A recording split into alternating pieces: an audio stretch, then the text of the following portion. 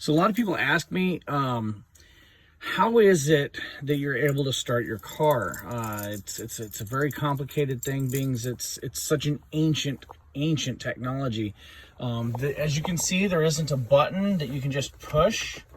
You know, and then we've got these archaic things, you know, these flattened pieces of metal that we actually stick into these rotating thingamaboobs.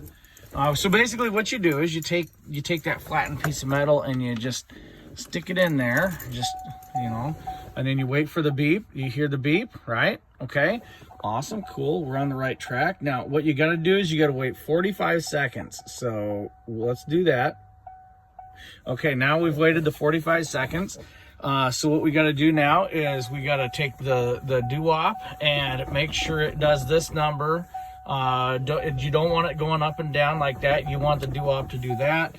And what you're going to then do is you're going to make sure that little blinky light's going. You hear the do-do-do-do-do's. All right, so once you've waited the 45 seconds, you wait another 6 minutes, and we'll be right back.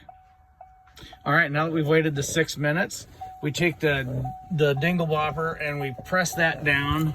We take this doodad, the metal flappy bit, and then we make sure that all the gizmos and everything are on. Make sure you turn your lights all the way on. All right, good to go. All right, and then, all right, at 45 minutes in, and you're able to start your Corvette. There you go.